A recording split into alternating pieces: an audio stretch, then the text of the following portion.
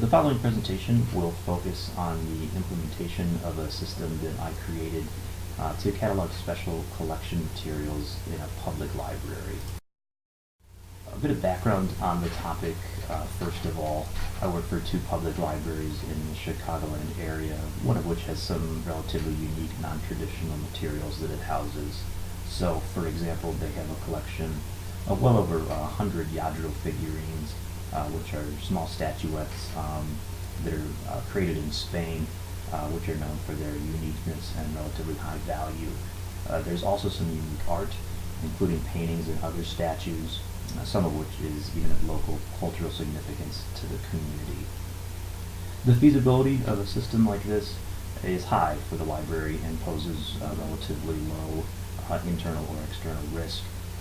The reasons for the need of a system like this are primarily that the collection is not particularly well organized at the moment. For example, there's really no effective means of retrieving the items or, for example, doing an inventory of any of the items. So this results in a poor use of library resources and staff time when the items are needed for retrieval for any reason. Secondly, the library has really no way to value the collection, either for asset purposes or also for insurance purposes. So the system proposed here will aim first to document and describe the items in a systematic way, and then compile the various metadata about the items into a digitally accessible database. Of course, in doing so, it'll be kept in mind to keep costs to a minimum throughout the process. The overall system can be divided into two distinct subsystems. The first is how the items will be physically organized in the library space. So this will take the form of storage and display locations, which will then be used as metadata values in the digital system. The digital system, on the other hand, will operate as a web-based database.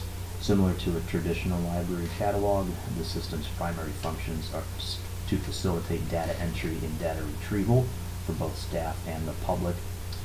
For my purposes and the purposes of the work throughout the course, I only concentrated really on the digital system with the knowledge that the metadata from the physical system would be used in the digital database. To give you a quick idea of what the system will encode about the materials in the collection, here is a list of the proposed metadata fields which will describe the items.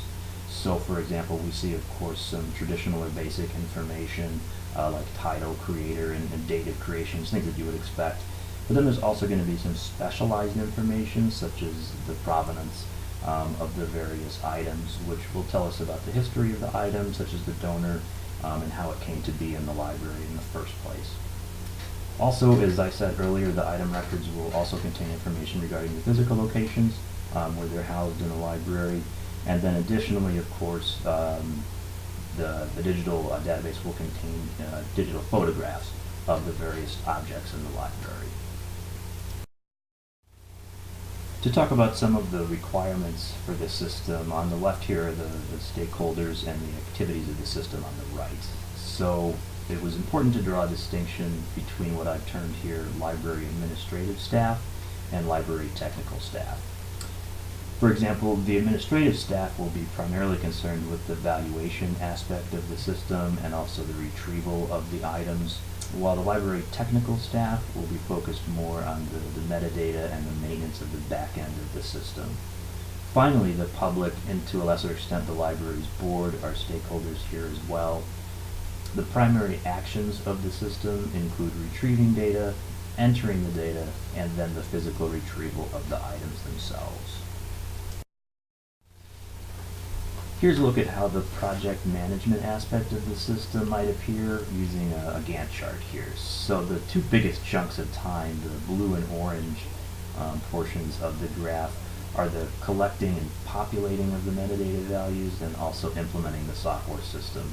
So these two areas are certainly going to be the most labor-intensive stages, and perhaps most especially so collecting the photographs of the several hundred objects that are in the library. System security will involve similar parties as the stakeholders. Library staff will all require individual login and password credentials, while the public will have read-only permissions that will not require authentication or verification. One additional party that's added for security purposes is the role of the web content manager. So this person will be charged with maintaining all of the data on the catalog site, which is not related to the internal parts of the collection itself. So these would include things like external links or information about the library itself, things like that. The admin staff will have more limited access to most of the back end of the database, while the library technical staff has the most access throughout the system. The architecture of the system will look something like this. The system will make use of a thin client server model, meaning there will be no local data storage on local computers, and neither will there be software needed on local machines. As you can see, the UI is split, giving only partial front-end access to the public while giving total access on the back end to the staff. At the bottom of the diagram, I've separated here, for clarity's sake, the three data storage components into three categories: images, the metadata of the text that describes the items, and then the employee verification information. However, for practical purposes, all of this information could very well be located on one individual server. Now, to get to some of the system processes and how those will operate, here is a process model diagram for one system action, patron metadata retrieval. So you can see the patron will navigate to the search field, select a targeted metadata element desired to search for, execute the search, and then view the results. If the returned results are incomplete or irrelevant to the search of the patron then initiates another search until the results of the query are matched. Next is a sample process model for item creation, which would be done by library technical staff. First, staff provide their login information, which is then verified by the system before proceeding. The user then is prompted to enter metadata values until the available data to the user is exhausted in a repetitive recursive process. Finally, after creating the item record, the user is prompted to either create more items or to save the item and then stop the process. Finally, here is another staff process for retrieving an item physically from the library's collection using the database. After an item is found in the database by matching in search terms, two physical steps are also included. The staff member will retrieve the item and then match the item IDs on the item itself or in the display area and the information within the item record. Next, we'll take a look at the data design process and the relationships between the entities in the system. So in the center of this diagram, we see that the item and the item record is the central entity which will relate to all of the others. So for my purposes, the physical item and the item record can be seen as the same entity. The other entities will include the various other metadata values, and then the staff will interact with those values and the item itself. In this example, for this to be viewed a bit more easily, I included just a handful of the metadata fields, such as photograph and type and creator. However, in a full-scale ERD, we would see all of the metadata fields as they similarly relate to the item record and to employees. Here are some examples of the entities in the system in the text at the right. So, for example, each employee that's on the left of the diagram here will be defined by an employee ID, which is specific to that person, a personal name, and then also the department the employee is in. Similarly, each item record will be defined by a unique item ID and also a catalog date. Then finally, as another example, photographs will be described again with a unique item ID as well as a date and the type of a photo file that the image is.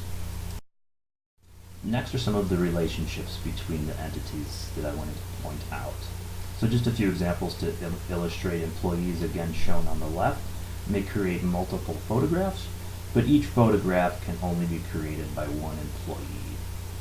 Each item, for example, may only have one creator, but each creator may have multiple items associated with them. So we may see that an artist has created multiple different works within the collection, which clearly should be allowed by the system. Each item also may only have one name, but in the case of duplicate items, a single name may be used for multiple different items. The final step towards implementation of the system is the design of the user interface, the UI. So the first example here shows a design for the main search function of the system. We have a banner up top showing just some general information, a logo, and some important links to navigate about the system. The search bar features a drop-down button which can allow for a specific element search. So if a user wants to search just by title, just by artist or creator, they can do that. The body of the page contains some general information about the collection, which would be done by the Web Content Manager, and then a running slideshow of some item photographs in the collection. Another example of the UI, this time showing the results of a search within the database. So there's a list of results here in the middle, flanked by two sets of filters or limiters. So the drop-down tab that's embedded kind of in the body of the results will let the user search by more linear parameters such as price or date. While on the left, users can filter out results by all the various metadata fields, such as item format, date, type, subject. The last example is what the back-end view of the UI would look from the point of view of library staff. So there are so-called quick tasks in the left sidebar for easy navigation, and account verification is located within the page banner. But the core of this part of the UI is certainly the data entry portal, where users will input or edit the various metadata values for each item record, and then also be able to upload the images to the record as well.